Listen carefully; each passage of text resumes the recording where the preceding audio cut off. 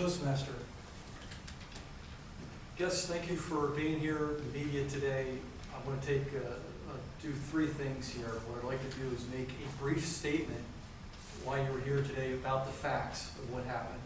And then I'm going to make a response on that, and afterwards I have some questions. So if you could, if you have some questions so that we can answer as many as we can possibly answer, please write them down on a piece of paper so they're succinct and to the point, and I will take one question at a time at the end.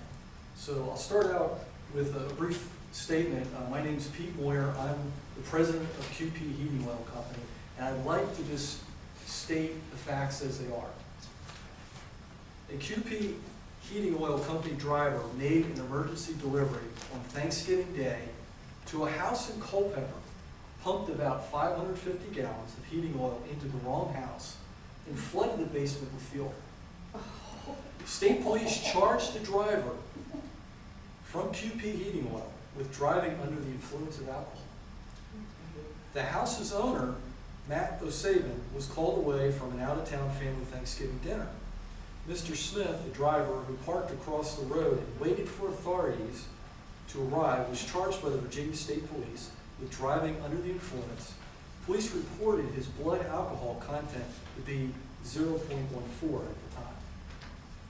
The 55-year-old delivery man, who reportedly had worked for QP Heating Oil Company for 32 years, was convicted in Culpeper District Court in January of DUI, given a 30-day suspended sentence, and ordered to pay a $200 fine. In addition, his driver's license was revoked for 1 year. On an appeal, the circuit court judge in April allowed Smith to plead guilty to reckless driving and fined him $750 plus court costs. He also was required to perform 100 hours of community service. His driver's license was reinstated. Smith is no longer employed by QP Heating Oil Company. Now, what I'd like to do is if everybody could look at this in three different ways. I'd like to look at this from the oil company's shoes, just put the shoe on the other foot. I'd like to look at it from the homeowner's side, and I also would like to look at it from the driver's side. So I'd like to respond in those different areas. From the driver's side, I know the driver personally. He's been with the company, as stated in the facts, for 32 years. And if you know drivers in heating oil companies, they are tested every year for drug and alcohol. It's a requirement by law for drivers of any kind of petroleum fuel to be tested. And he has passed every time, no problems, nothing wrong. Now, the driver on this particular day was on call. He wasn't actually working. It was Thanksgiving Day. So if you can imagine, he's sitting there at home on Thanksgiving Day with his family and wasn't expecting to get a call. So he got a call to do a delivery where somebody else couldn't make it, and he went to make the delivery. And what happened was, since he's been with us for 32 years, he knows all the houses in the routes. And the house that he was supposed to deliver to was 2 doors down from the house he delivered to. He read it, and he thought he knew which house he was going to. Now, from his perspective, the house that he delivered to was an old customer.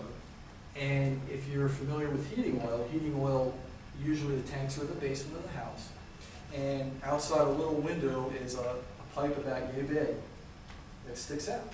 Well, this particular customer, who was a customer just several months prior, had removed their heating oil tank, went to another way of heating their home, and left the pipe there.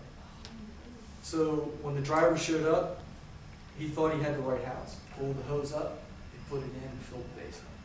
So it was a mistake. And from the homeowner's side,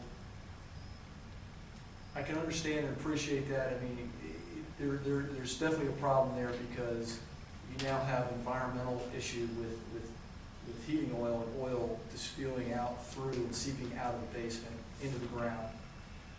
And probably in a situation where the house is non-livable. Yes, the homeowner probably should have tagged or removed that pipe, but they probably didn't assume that a delivery would be made to the wrong house. So for that, from the oil company's response, we are absolutely sorry that this incident happened. I just wanted to share with you, the media, that it was an honest mistake.